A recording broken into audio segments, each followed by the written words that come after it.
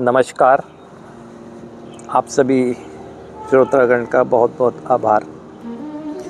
जैसा कि मैं अब 28 डेज थेरेपी के कंसर्न में आप लोगों के बीच रोज़ाना के स्तर पर आने के प्रयास कर रहा हूँ, ताकि अधिक से अधिक इस पर डिस्कशन हो सके और हम जिस उद्देश्य के लिए ये 28 डेज ट्रीटमेंट केयर प्रोसेस के साथ आपके समक्ष आना चाहते हैं, उसमें हम जब आपके समक्ष आएँ तो परफेक्टली वर्क कर सकें। कल डिस्कशन के दौरान एक इसी तरह की जिज्ञासा आई कि क्या इतनी अल्प अवधि में अंदरूनी बदलाव हो पाना संभव है। तो मैंने इस बात का ये जवाब दिया, जो कि एक लॉजिकल भी है। अंदरूनी बदलाव कोई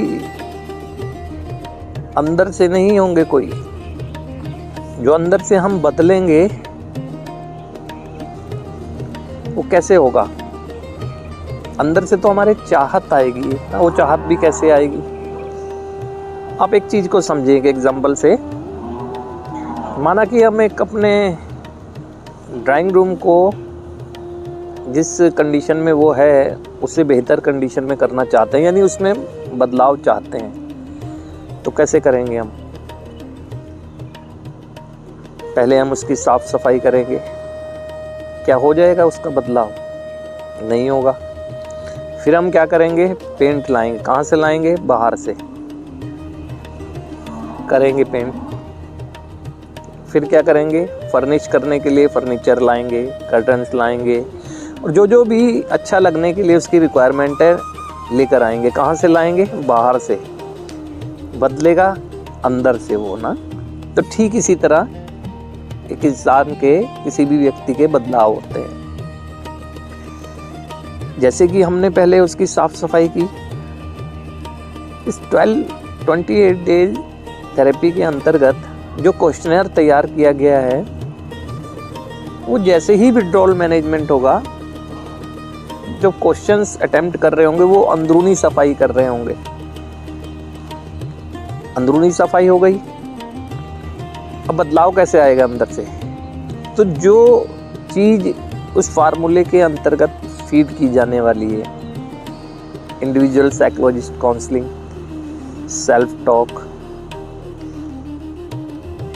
self inventory, reflection, yoga, group counselling, बाहर से ले जाने वाली चीज़ें हैं ना, सब बाहर से ली जा रही हैं। सफाई हो चुकी है तो अंदर चेंजेस ला रही है वो सब चीज़ें ना।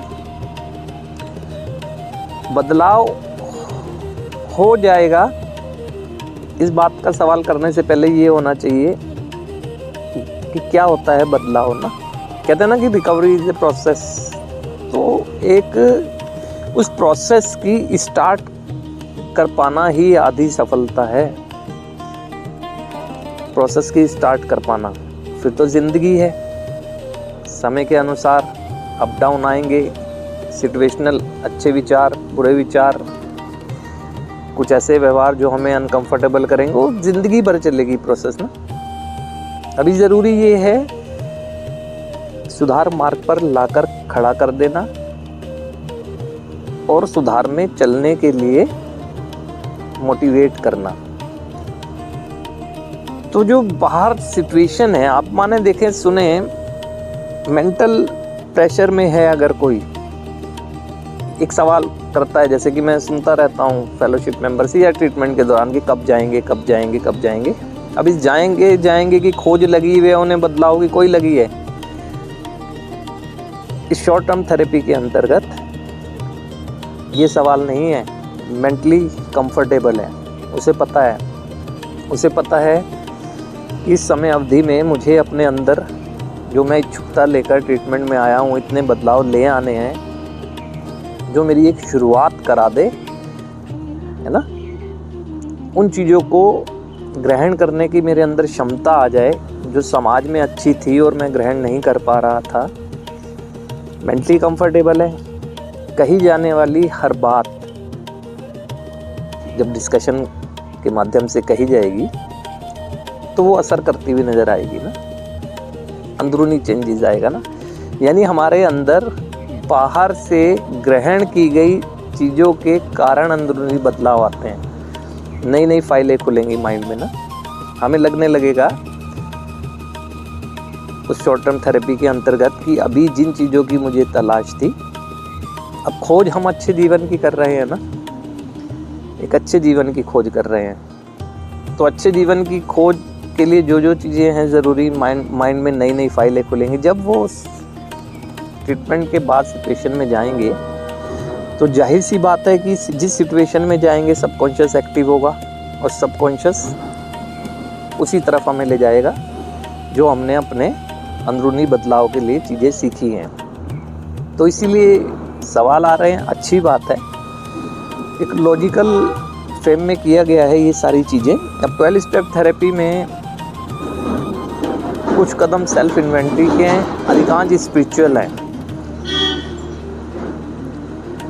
अब सेल्फ इन्वेंट्री, सेल्फ टॉक, ये तो मेरी जीवन भर चलने वाली प्रक्रिया है जो मेरे बदलाव को और गति देने का काम करेगी।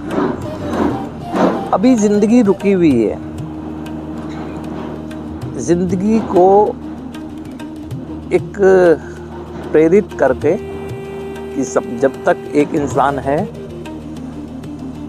ज़िंदगी बदलाव की संभावनाएं हैं।